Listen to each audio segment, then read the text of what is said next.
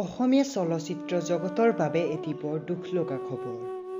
খবৰটো পাই সমগ্ৰ অসমবাসী ৰাইজ বৰ্তমান কান্দোনত ভাগি পৰিছে। বহুদিনৰ পৰাই হৃদৰোগত আক্ৰান্ত হৈ আছিল অসমৰ জনপ্ৰিয় অভিনেতা তথা জ্যেষ্ঠ অভিনেতা নিপন গোস্বামী ডাঙৰীয়া। অৱশেষত মৃত্যুৰ ওচৰত হাৰ মানিলে তেখেতে। বহুতো জনপ্ৰিয় চিনেমা কৰি অসমবাসী ৰাইজৰ মাজত এক বিশেষ স্থান পাইছিল তেখেতে।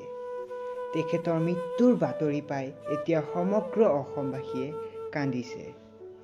অসমৰ মুখ্যমন্ত্ৰী ডক্টৰ হিমন্ত বিশ্ব শৰ্মা ডাঙৰীয়া আৰু সৰ্বানন্দ সোণোৱাল ডাঙৰীয়াইও তেখেতৰ হৈ শোক প্ৰকাশ কৰিছে।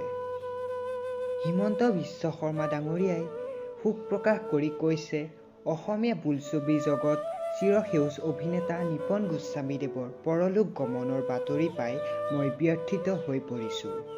শৈশৱতে ককাদেউতা নাতি আৰু হাতী নামৰ চলচ্চিত্ৰখনত অভিনয় কৰাৰ সময়তে অসমৰ অন্যতম শ্ৰেষ্ঠ অভিনেতাগৰাকীৰ মই সান্নিধ্য লাভ কৰি ধন্য হৈছিলোঁ।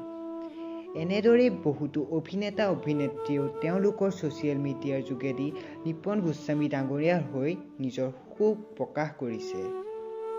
বলিষ্ঠ অভিনয়েৰে প্ৰতিজন দৰ্শকৰ হৃদয় জিনিবলৈ সক্ষম হোৱা মহান শিল্পীগৰাকীৰ মৃত্যুত গভীৰ শোক প্ৰকাশ কৰিছোঁ। তেখেতৰ বিদেহী আত্মাই চিৰশান্তি লাভ কৰে তাৰেই কামনাৰে ভগৱানৰ ওচৰত সেৱা জনালোঁ। আপুনি য'তেই আছে কুশলে থাকক তাৰেই কামনা কৰিলোঁ।